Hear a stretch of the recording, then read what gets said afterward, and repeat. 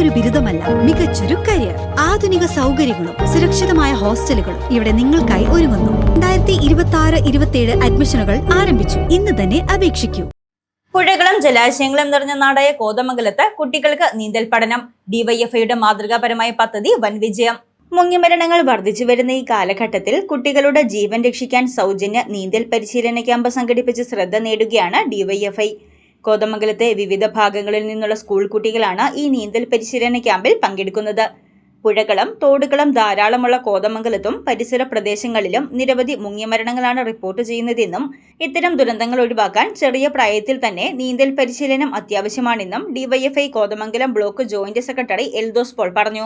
കഴിഞ്ഞ 12 വർഷക്കാലം കോവിഡ് കാലത്ത് ഒഴികെ ബാക്കി എല്ലാ വർഷക്കാലവും ഇത്തരത്തിൽ അവധിക്കാലത്ത് ഈ നീന്തൽ പരിശീലനം നമ്മൾ ഏറ്റെടുത്ത് മുന്നോട്ട് പോവുകയാണ്. നമ്മൾ ആദ്യഘട്ടത്തിൽ നീന്തൽ പഠിപ്പിച്ചിട്ടുള്ള കുട്ടികളാണ് നമ്മുടെ ഡിവൈഎഫ്ഐയുടെ യൂണിറ്റ് കമ്മിറ്റിയുടെ അടക്കം സഹാക്കളാണ് ഇന്നിവിടെ ഈ പരിശീലനത്തിനടക്കം നേതൃത്വം നൽകി മുന്നോട്ട് പോകുന്നത്.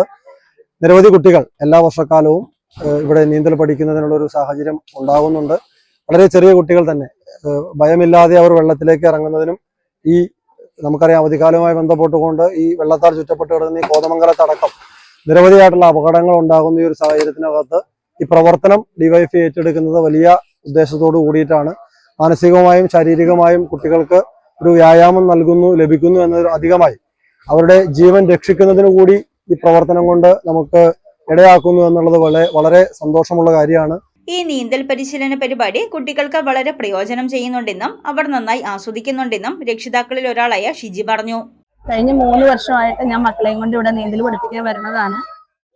എനിക്ക് 4 മക്കളാണ്. അവരിൽ 3 പേരും നീന്തൽ പഠിച്ചു. ഇനി കുഞ്ഞും കൂടെ പഠിക്കാനുള്ളൂ.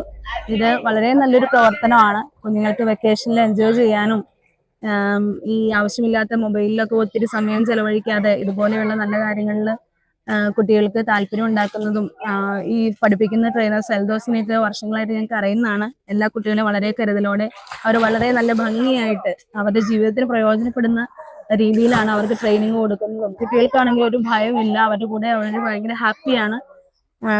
ഇനി മോളും കൂടെ പഠിച്ചാൽ മതി.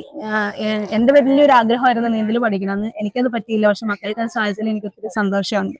ഭയം മാറി എവിടെയും നീന്താൻ പറ്റുമെന്ന ആത്മവിശ്വാസം ലഭിച്ചെന്ന് പരിശീലന ക്യാമ്പിൽ പങ്കെടുത്ത അലൻ സിജോ പറഞ്ഞു. ഇവിടെ വന്നാൽ ചുരുക്ക ദിവസം കൊണ്ട് നീന്താൻ പറ്റും. ഇവിടെയുള്ള രീതികളൊക്കെ വ്യത്യാസമാണ്. കുപ്പിയിട്ടാണ് ഞങ്ങൾ നീന്തുന്നത്. ഇവിടെ വന്ന് പഠിക്കുമ്പോൾ എവിടെ നീന്താനുള്ള ഒരു കരുത്ത് ഞങ്ങൾക്ക് കിട്ടുന്നുണ്ട്. News desk Muvattupuzha news. എന്റെ കാഴ്ചക്ക് ചില ബുദ്ധിമുട്ടുകൾ അനുഭവപ്പെടാൻ തുടങ്ങിയത് ഈയിടെയാ. ആദ്യം ടെൻഷനായി. മകളാ പറഞ്ഞത് അഹല്യയിൽ പോകാൻ. അഹല്യയ്ക്ക് 30 വർഷത്തെ പാരമ്പര്യവും വിശ്വസ്തതയുമുണ്ട്. അഹല്യയിലെ വിദഗ്ധരായ ഡോക്ടർമാരുടെ ചികിത്സ കൊണ്ട് എനിക്ക് എന്റെ കാഴ്ചശക്തി പൂർണ്ണമായും തിരിച്ചു കിട്ടി. ഇപ്പൊ എനിക്ക് ഈസിയായി വായിക്കാം.